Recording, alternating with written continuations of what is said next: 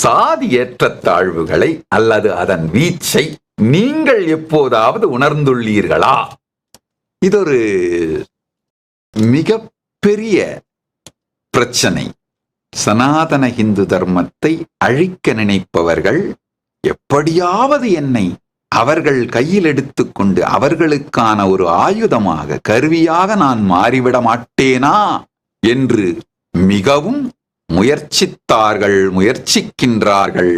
ஆனால் ஒரு நாளும் சனாதன இந்து தர்மத்திற்கு பங்கம் செய்ய முயற்சிக்கும் ராட்சச சாத்தான் கும்பலின் கையில் ஆயுதமாக மாறமாட்டேன்.